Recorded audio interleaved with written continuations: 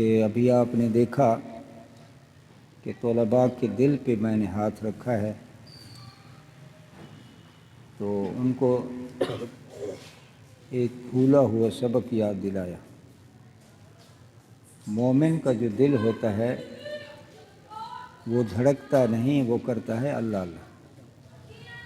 اب آپ جتنے تشریف فرما ہیں دوست، آپ ابھی سے اسی تصور میں اپنی ساری زندگی بسر کر دیں کہ ہمارا دل دھڑک نہیں رہا بلکہ اللہ اللہ کر رہا ہے۔ تو دل کا اللہ اللہ کرنا، تو نبی کریم علیہ الصلوۃ والسلام فرماتے ہیں، اللہ تعالیٰ خود فرما رہے ہیں، فَاذْكُرُونِی أَذْكُرْكُمْ، تو میرا ذکر کر میں تیرا ذکر کروں۔ اگر تو مجھے خلوت میں یاد کرے گا تو میں بھی آپ کو خلوت میں یاد کروں گا۔ اگر تو مجھے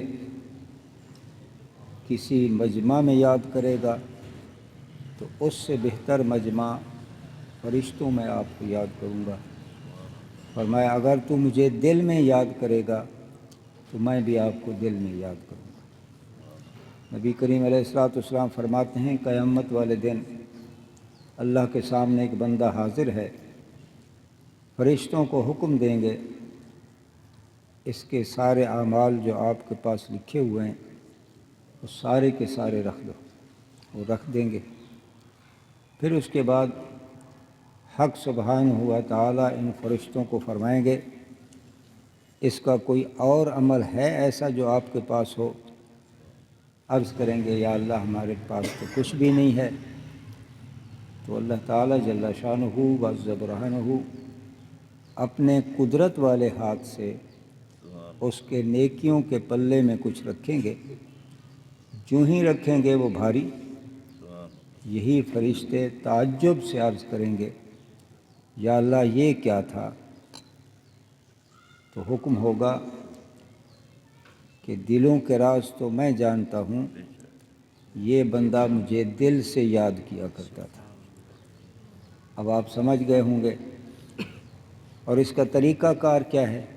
طریقہ صرف یہی ہے، جہاں ہمارے شعور لاشعور میں یہ چیز موجود تھی پہلے سے کہ دل دھڑک رہا ہے، اب اسے ختم کر کے اپنے اس خیال میں کہ ہمارا دل دھڑک نہیں رہا بلکہ اللہ اللہ کر رہا ہے، جب آپ نے یہ خیال کیا تو حضور علیہ الصلوۃ والسلام کی ذات بابرکات فرماتے ہیں کہ ایک لمحہ کہتے ہیں آنکھ جھپکنے کو، ایک سیکنڈ، ایک ساتھ دل سے اللہ اللہ کرنا 70 سال کی عبادت سے بڑھ کر ہے۔ ایک لمحہ 70 سال کی عبادت سے بڑھ کر ہے۔ آپ نے کیا کیا؟ کچھ بھی نہیں کیا، صرف اپنے خیالات کو تبدیل کیا۔ تو عزیز و دوستو، تو دل کے آئینے میں ہے تصویر یار، جب کبھی گردن جھکائی دیکھ لی۔ اور اس کے پیچھے ایک بات اور بھی ذہن میں رکھیں گے کہ دل اللہ اللہ کیوں کر رہا ہے؟ وہ اس لیے کر رہا ہے کہ اللہ نے فرمایا کہ میں کہیں نہیں سماتا، جب سماتا ہوں تو مومن کے دل میں سما جاتا ہوں۔ تو حضور علیہ الصلوۃ والسلام فرماتے ہیں کہ بہترین شکر گزاری اللہ کا ذکر ہے۔ حقیقتاً دل جو ہے اللہ کے اس شکر میں کہ اللہ نے مجھے اپنا گھر بنایا، یہ اللہ کا ذکر کر رہا ہے۔ کافر مشرک کی بات نہیں ہے، یہ مومن کی بات ہے، مسلمان کی بات ہے۔ زاہد شراب پینے دے مسجد میں بیٹھ کر، یا وہ جگہ بتا جہاں پر خدا نہیں۔ جا لئیں یہ میں پینے کی جا نہیں، مشرک کے دل میں دیکھ وہاں پر خدا نہیں۔ مومن کا دل تو اللہ کا گھر ہے، اور مومن کے دل کی آواز وہ اللہ کا ذکر ہے۔ اگر یہ سبق یاد ہو گیا تو نبی کریم علیہ الصلوۃ والسلام فرماتے ہیں کہ جس دل کے اندر اللہ کا نام مبارک سما جاتا ہے اس پر جہنم کی آگ حرام ہو گئی، قبر کے عذاب سے محفوظ ہو گیا، حشر کی گرمی سے بھی محفوظ ہو گیا۔ اب اس کی جو موت ہے، موت عین حیات ہے، اس کی موت انتقال ہے۔ نبی کریم علیہ الصلوۃ والسلام فرماتے ہیں الا ان اولیاء اللہ لا یموتون بل ینتقلون من دار الی دار۔ اولیاء کرام کو موت نہیں آتی، ایک مکان سے اٹھ کے دوسرے مکان میں چلے جاتے ہیں، اور نہ ہی مومن کی قبر ہوتی ہے۔ قبر المومن روضۃ من ریاض الجنہ، مومن کی قبر نہیں ہوتی بلکہ وہ باغ بہشت کا ٹکڑا ہو جاتا ہے۔ اب اس کی شرطیں دو ہیں، ایک تو نماز کی پابندی، دوسرا درود و سلام کثرت سے پڑھا کریں، بلکہ یوں سمجھیں کہ یہ اللہ تعالیٰ نے ہمیں زبان دی ہی اپنے محبوب علیہ الصلوۃ والسلام کی درود و سلام کے لیے۔ جب بھی آپ نے کچھ نہیں کہنا، کوئی بات نہیں، کوئی تعلیم نہیں، کوئی پڑھنا نہیں، تو جب فارغ ہو، جو ہی فارغ ہو تو آپ کی زبان پر درود و سلام۔ اور ایک درود محبت والا بھی ہے۔ آقا علیہ الصلوۃ والسلام کی بارگاہ میں عرض کیا گیا حضور ہم تو پڑھتے ہیں دور کے لوگ بعد میں آنے والے، تو آقا علیہ الصلوۃ والسلام نے فرمایا جو محبت سے پڑھتے ہیں ان کا سنتا بھی ہوں پہچانتا بھی ہوں، ان کا درود و سلام سنتا بھی ہوں پہچانتا بھی ہوں۔ اور یہ درود و سلام جو ہے اللہ تعالیٰ نے سنیوں کے حق میں، سنیوں کو عطا کیا ہوا ہے۔ وہ کون سا ہے؟ آپ اکثر پڑھتے رہتے ہو الصلاۃ والسلام علیک یا رسول اللہ، یہ وہی درود و سلام ہے جو آقا علیہ الصلوۃ والسلام نے فرمایا میں سنتا بھی ہوں پہچانتا بھی ہوں۔ اور کتابوں کے حوالے سے ایک درود و سلام جو ہم اکثر بیشتر اپنے فقراء کی خدمت میں مشورے کے طور پر عرض کیا کرتے ہیں، وہ ہے صلاۃ اللہ سلام اللہ علیک یا رسول اللہ۔ اس میں درود بھی ہے، سلام بھی ہے، اور اللہ کا ذکر بھی اس میں ہے۔ صلاۃ اللہ سلام اللہ علیک یا رسول اللہ، تو یہ وہی درود ہے جو اللہ کے محبوب فرماتے میں سنتا بھی ہوں پہچانتا ہوں، 2-4 دفعہ پڑھ کے وعلی آلک و اصحابک یا سیدی یا سیدی۔ باقی نماز کی پابندی کیا کریں۔ اب نماز کے لیے کچھ کہنے کی ضرورت تو نہیں ہے، کیونکہ نماز جو ہے آقا علیہ الصلوۃ والسلام نے فرمایا نماز جو ہے یہ کفر اور اسلام کے درمیان فرق ڈالتی ہے۔ نماز پڑھتا ہے تو مسلمان، نہیں پڑھتا تو لاکھ کہتا پھرے کہ میں مسلمان۔ اب اس میں جب ہم نے کلمہ پڑھ لیا تو ہماری پہچان جو ہے وہ نمازی ہے، تو آپ اپنے آپ کو خود آپ بھی اور اپنے بچوں کو بھی نمازی بنائیں، کیونکہ آقا علیہ الصلوۃ والسلام نے اس قدر بھی فرمایا من ترک الصلاۃ متعمدا فقد کفر، جس نے ایک نماز جان بوجھ کر چھوڑ دی وہ دائرہ اسلام سے نکل گیا، اور ایک نماز چھوڑنے پر 80 غوطہ جہنم کا دیا جائے گا، ایک غوطہ 80,000 سال کے برابر۔ کہاں پوری پڑے گی ہماری؟ تو عزیز و دوستو، آپ اپنے معمولات میں مغرب کی نماز کے بعد ایک تسبیح پہلا کلمہ، سونے سے پہلے ایک تسبیح استغفار کی بھی پڑھ لیں گے۔ آقا علیہ الصلوۃ والسلام نے فرمایا ہر بندے کو ہر روز 70 مرتبہ یا 100 مرتبہ قبر یاد کرتی ہے، انا بیت الجودت، انا بیت الوحشت، انا بیت الظلمت، انا بیت الوحدت۔ تو فرمایا میں بھی 70 مرتبہ یا 100 مرتبہ استغفار پڑھتا ہوں، آپ بھی 100 مرتبہ یا 70 مرتبہ استغفار پڑھ لیا کریں۔ یہ قبر کا جواب ہے، اے قبر تو جیسی ہے سو ہے، ہم اللہ سے معافی مانگ کے آ رہے ہیں، جسے اللہ تعالیٰ معاف کر دیں، اے قبر تو اس کا کیا بگاڑ سکتی ہے۔ تو اس بندے کی قبر کو آقا علیہ الصلوۃ والسلام نے فرمایا اس کی قبر کو بہشت بنا دیا جاتا ہے۔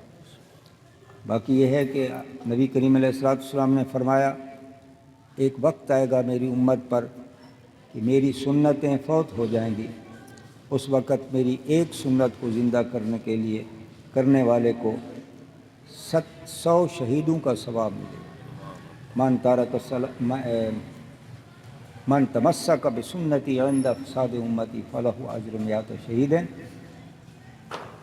تو آپ اپنے آپ ہر بندہ اپنے اندر محسوس کرے کہ وہ کون سی ایسی سنتیں ہیں جو فوت ہو گئیں جسے ہم نے زندہ کرنا ہے، تو آپ کو خود ضمیر بتائے گا کہ یہ سنتیں جو ہیں مجھ سے فوت ہیں، ان کو زندہ کیا جائے۔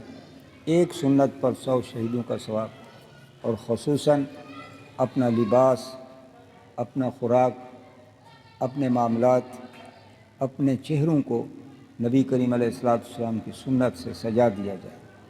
تھوڑی سے نیچے ایک مٹھی، آقا علیہ السلام نے فرمایا من تشبہ بقوم فہو منہم، جو جس قوم کی شکل بن کے آئے گا اسی میں سے اٹھے گا۔ ہم حضور علیہ السلام کے امتی ہوں، کھڑے ہوں کہیں اور، وہاں کی شرمساری سے بھی بچیں گے اور حضور علیہ السلام کا ہمیں ساتھ بھی ملے گا۔ اور یہ جو محفل قائم کی گئی ہے کہ ایصال ثواب کی ہے، اس ضمن میں اتنا ہی کہہ دینا کافی ہے۔ نبی کریم علیہ السلام فرمایا، جس وقت بہشت میں لوگ پہنچ جائیں گے پھر ان کے مدارج کو بلند کر دیا جائے گا۔ عرض کریں گے یا اللہ ہمارے مدارج بلند ہوئے، سمجھ میں نہیں آئی، تو حق سبحانہ و تعالی کی طرف سے حکم ہوگا جو آپ اپنے پیچھے جو چھوڑ کے آئے ہو، جو کچھ انہوں نے آپ کے لیے کیا، اس کی وجہ سے آپ کے مقامات کو بلند کر دیا گیا۔ تو اس لیے فرمایا بہترین شکر، بہترین یعنی صدقہ جاریہ، بہترین سے بہترین صدقہ جاریہ نیک اولاد ہے، کہ اولاد کی ہر نیکی میں ماں باپ کو حصہ ملتا رہتا ہے۔ تو اب یہ شوق کی بات ہے، ہاں اس میں یہ بھی ہے کہ ایک تو محفل قائم کی گئی، اس پہ یقیناً اپنے وسعت کے مطابق خرچ بھی کیا جا رہا ہوگا۔ ایک آدمی ایسا بھی ہے اس کے پاس کچھ بھی نہیں ہے، کچھ بھی نہیں، کچھ نہیں کر سکتا، تو کچھ نہیں کرنے والا بھی بہت کچھ کر سکتا ہے۔ بہت کچھ کیسے؟ ایک بزرگ نے قبرستان سے گزرتے ہوئے دیکھا ایک آدمی، وہ صاحب کشف تھا، اسے معلوم ہوا کہ ایک آدمی قبر کے اندر الٹا لٹکا ہوا ہے، چاروں طرف اس کو آگ نے گھیرا ہوا ہے۔ دیکھا، کچھ پڑھا، چلے گئے۔ چند روز بعد اسی بزرگ کا پھر سے جب گزر ہوا تو کیا دیکھتے ہیں عجیب معاملہ کہ وہ بندہ بہشت میں ہے۔ اب اس کی قبر کو بہشت بنا دیا گیا۔ اب اس نے پوچھا اس سے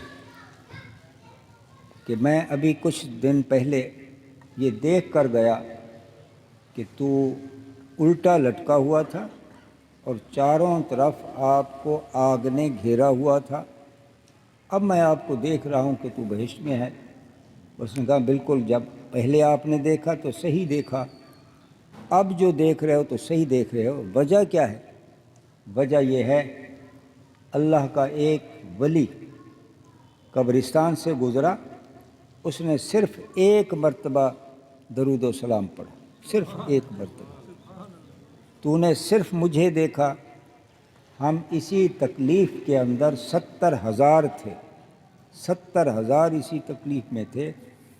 اللہ تعالیٰ نے اس درود و سلام کی برکت سے ہم 70,000 کے 70,000 کو بخش کر ہماری قبروں کو اللہ نے بہشت بنا دیا، صرف ایک دفعہ درود پڑھنے پر۔ اب آپ اتنی استطاعت نہیں رکھتے، اور میں گزارش کروں گا، آقا علیہ السلام کا فرمان ہے جانے والے جو ہیں وہ اپنے لواحقین کی طرف اسی انتظار میں ہوتے ہیں کہ کچھ نہ کچھ تحفے تحائف بھیجیں گے۔ فرمایا وہ ڈوبتے کی مثال ہوتا ہے اور وہ منتظر ہوتا ہے۔ اس لیے مومن کا مومن پر حق ہے، اگر کسی قبرستان کے پاس سے آپ گزر رہے ہیں تو بے شک آپ کسی سواری پہ ہیں، رک نہیں سکتے، نہ رکے۔ ایک دفعہ عالم شریف، 3 دفعہ کل شریف، جاتے جاتے اول آخر درود شریف پڑھ کے اگر آپ اتنا ہی کہہ دیں کہ یا اللہ اس کا ثواب جو میں نے پڑھا آقا علیہ السلام کی بارگاہ میں پیش کیا، آپ کے طفیل تمام انبیاء کرام سب کا نام لے لیں، اس قبرستان والے بھی، پھر اللہ تعالیٰ کی سخاوت کو ذرا دیکھیے۔ آپ نے صرف اتنا سا پڑھا، اتنا پڑھا، تو جس کا نام آپ نے لیا، جو بھی تھے سب مسلمانوں کا نام لیا، سب کو اتنا اتنا ہی ثواب ملے گا۔ اس کا ثواب تقسیم نہیں ہوتا، اتنا اتنا ملتا ہے۔ پھر آگے اللہ تعالیٰ کی سخاوت کیا کہ پھر سب کو اکٹھا کر لو، وہ ثواب اس پڑھنے والے کو مل جاتا ہے، وہ ثواب پھر پڑھنے والے کو مل جاتا ہے۔ اور وہ ایسا بھی فرمان ہے کہ مومن کو دیکھ کر اس کے انتظار میں 40 قدم باہر آ جاتا ہے کہ مومن آ رہا ہے، کوئی تحفہ دے کے جائے گا۔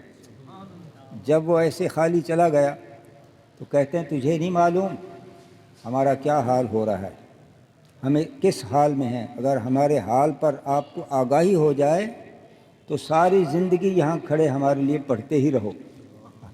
تو یہ عالم ہوتا ہے۔ تو میں جو مشورہ عرض کر رہا ہوں اس پہ کوشش کیا کریں، اور ہم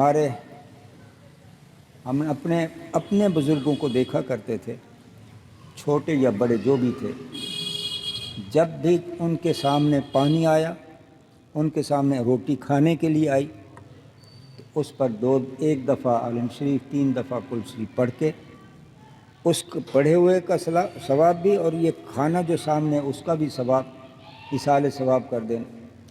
تو بزرگ فرماتے تھے کہ ہمارا کیا جاتا ہے، کھاتے بھی ہم خود ہی ہیں، لیکن جتنا ان لوگوں کو فائدہ ہو جاتا ہے تو یہ پھر دعا کرتے ہیں، یا اللہ ان کی عمر میں برکت، ان کے رزق میں برکت، ان کے ایمان میں برکت۔